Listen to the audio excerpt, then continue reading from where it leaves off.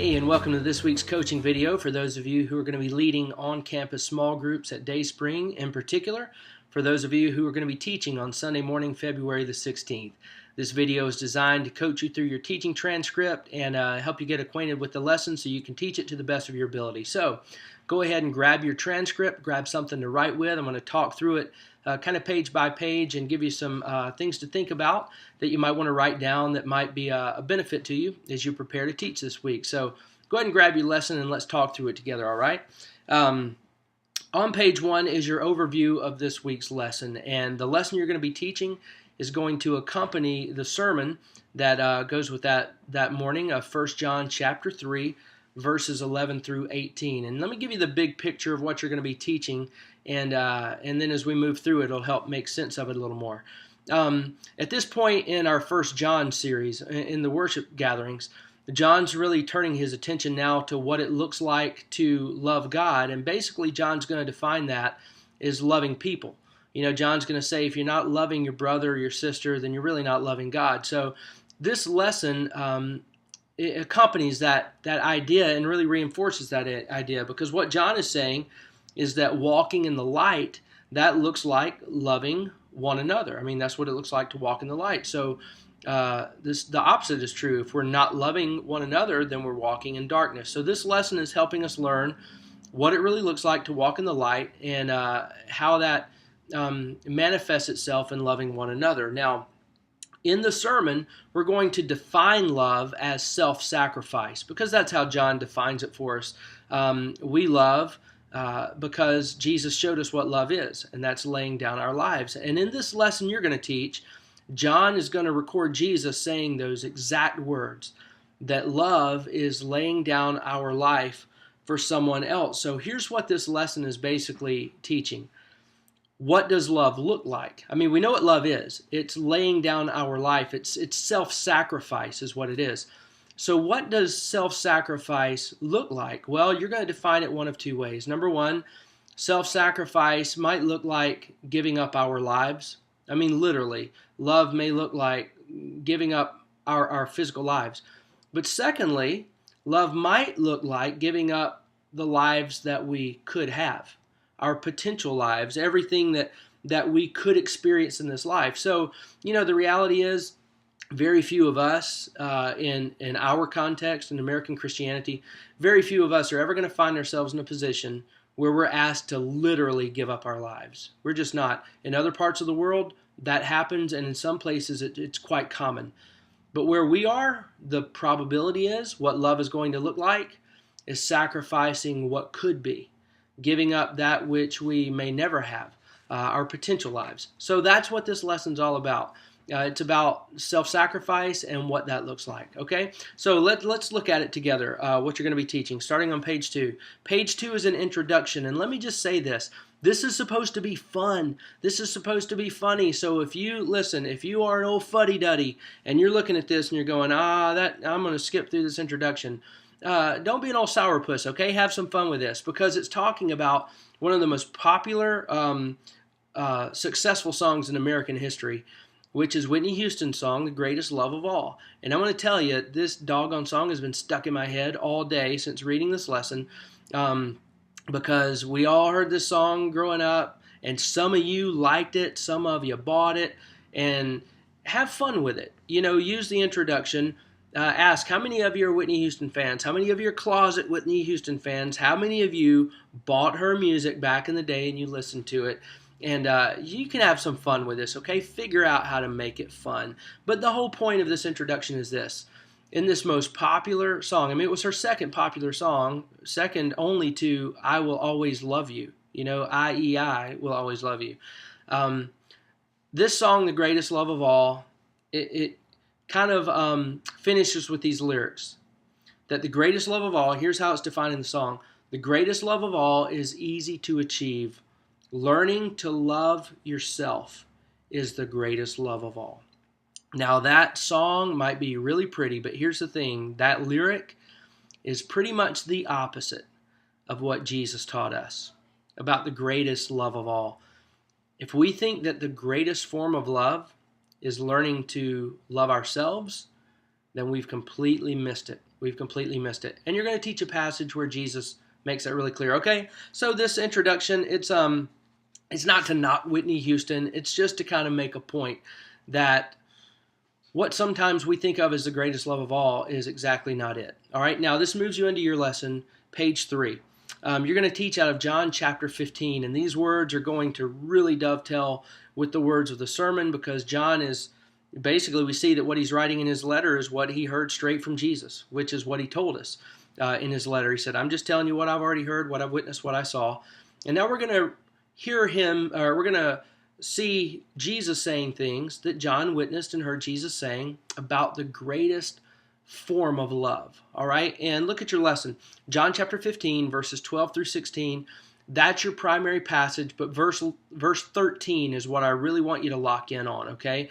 Because that's where Jesus says, point blank, he defines the greatest form of love. He says, there's no love greater than this, that someone would lay down their life for their friend. That's the greatest love of all. Not learning to love myself, but being willing to love someone else. Now, there's a question here that you're going to ask that kind of helps you set up those 2 points. Because the 2 points you're making, remember, what is self-sacrifice? How does that look? Well, it might look like giving up your life, or it might look like giving up the life that you could otherwise have, your present life or your potential life. Now, you're about to set up those 2 points. In particular, the first point about giving up your life, there's a question you ask. Look at it right there in the middle of page 3. It says, when you hear the phrase sacrificial love, what comes to mind other than Jesus? Okay, that's not the answer. That's obviously the ultimate answer of sacrificial love. But outside of him, what comes to mind when you hear that? Well, there are all kinds of examples. A parent, a mom or a dad. Is there any better example of sacrificial love than that? An organ donor. Think about that. What a great example of sacrificial love, especially you hear extreme examples. How about the doctor recently we heard of up in Birmingham during the blizzard, the great blizzard of 2014 here in Alabama? The doctor who walked 6 miles into scrubs to go perform surgery on somebody who really needed it. You've got all of these examples and illustrations, but there's a follow-up question there. It says, what would you say is the ultimate example of self-sacrifice? Again, outside of Jesus. What would you see as the ultimate example? And here's what you're really fishing for here. You're fishing for someone who's going to say the ultimate example would be someone who literally gives up their life for the sake of someone else.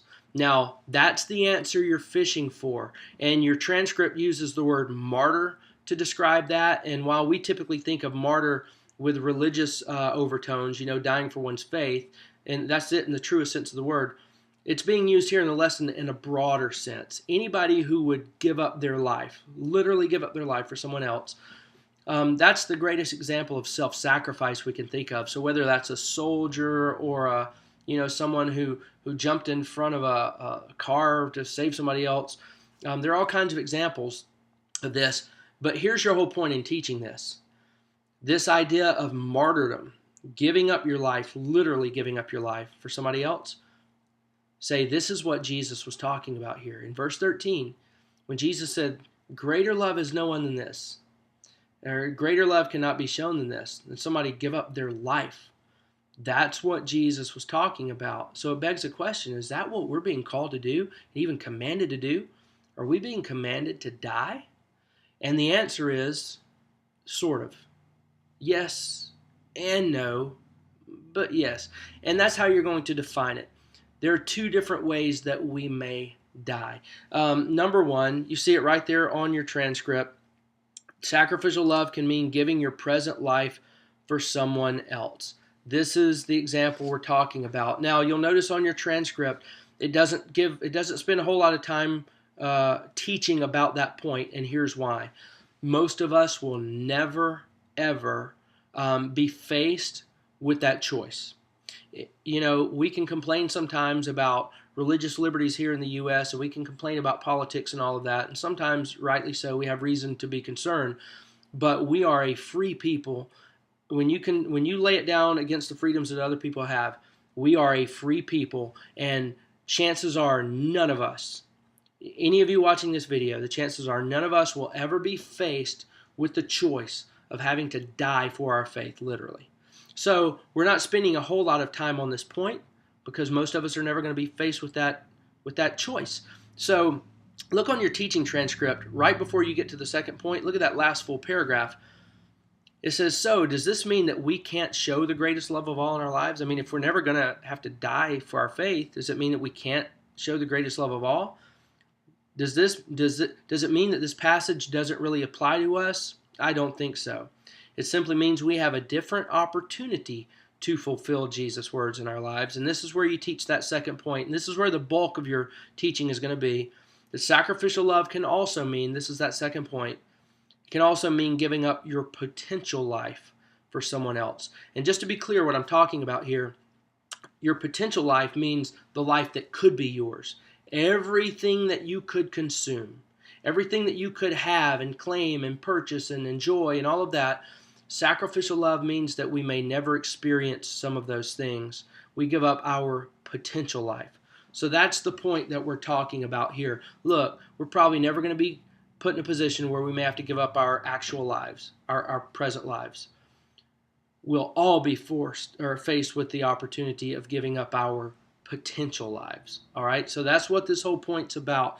And the next pages give you all sorts of teaching to help you flesh that out. Now, one thing in particular I want you to look on page 5, right in the middle of the page. On page 5, there is a question that may need some clarification. So let me kind of help you see what you're asking there. In the middle of that page, there's a question that says, if you lived your life with no guiding influence from Jesus, how would it look different from your life with Jesus?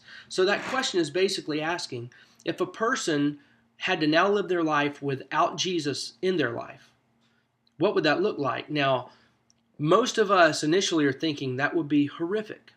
For me to have to remove Jesus from my life would be an absolute tragedy. And because how would that make things different? Well, I would have no hope. I'd have no joy. There would be a lot of things that I wouldn't have now that would change. Now, that's the answer that probably everybody in your group is going to answer. And quite frankly, it's the right answer. But here's another angle that I really want you to kind of push forward and help people think through. For some people, they would see life without Jesus. If they were saying, hey, if Jesus had to be removed from the equation, some would wrongly think that's a good thing. They would say, well, now there are no restraints, there are no rules and boxes that I've kind of have been forced to live in all my life. So really, it's a matter of perspective. If you love Jesus, you would say that life without Jesus would be a bad thing. If you don't love Jesus, you would say life without him would be a liberating thing or a good thing.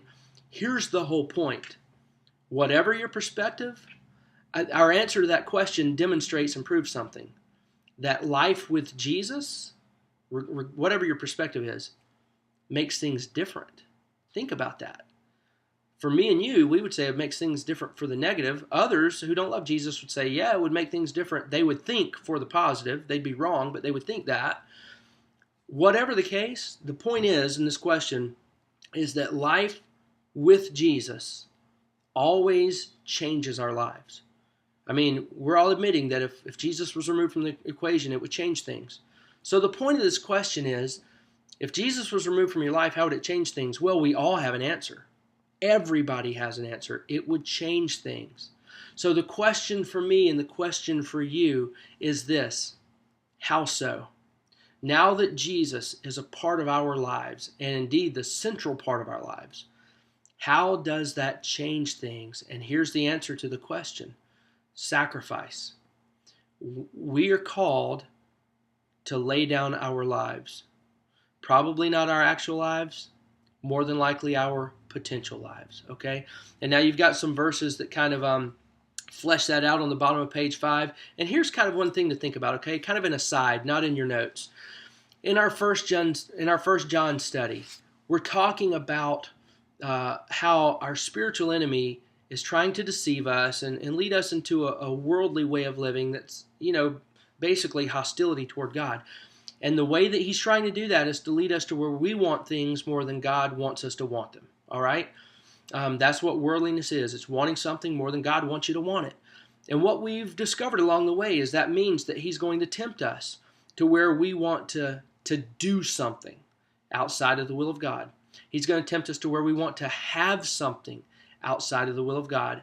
He's going to tempt us to where we want to become something outside of the will of God.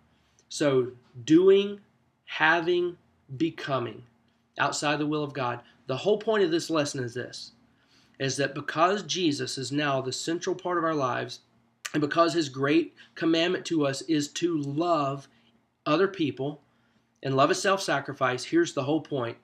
There are some things that we could do that we never will do. There's some things that we could have, we'll never have them. There's some things we could become. We'll have to sacrifice some of that in order to love other people. Does that make sense? Flip on over to page 6. There's a question there on the top of page 6 that kind of helps you wrap up your actual teaching time. That question, what exactly do you think I mean when I say the phrase giving up your potential life? This is just to make sure that everybody understands what you've been talking about all this time, all right? Hopefully you understand what we're talking about at this point. Giving up that which we could otherwise enjoy or have or possess or become or whatever. We're going to sacrifice some of that. But the question is, what do we mean by giving up our potential life?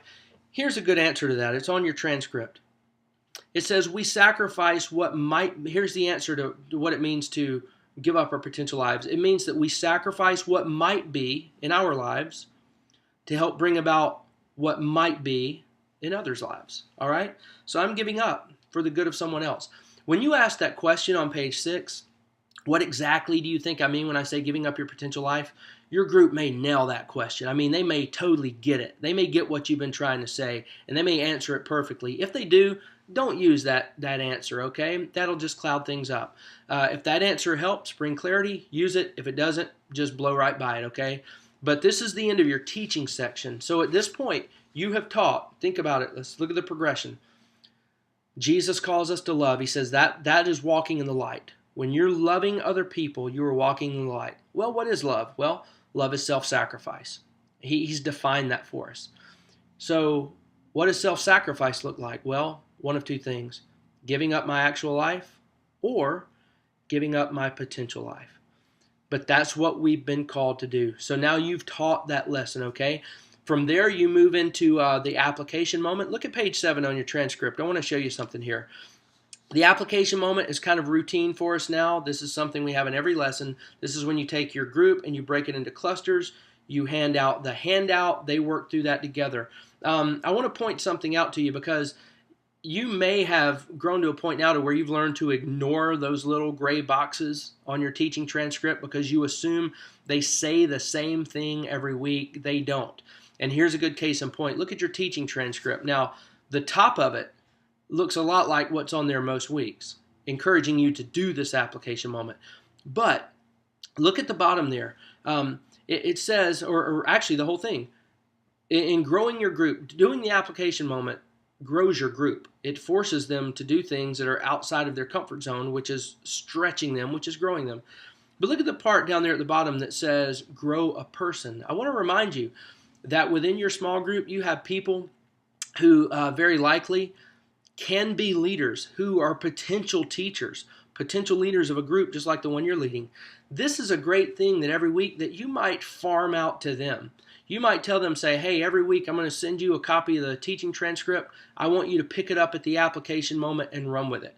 Have them facilitate it. Have them do it. So, if I were teaching a group like you are, I would teach the lesson, pages 1 through 6, and then when I get to the application moment, I would have that one person, my right-hand man, my right-hand gal, and I would say, all right, now they're going to come up and provide some handouts and guide us through those, and let them run with it. That's called discipleship, okay? So if you have somebody that you can hand that off to and let them lead it, by all means do it, okay? Because you're going to be growing them in the process. Now, having said that, your group handout, look at the last page of your teaching transcript.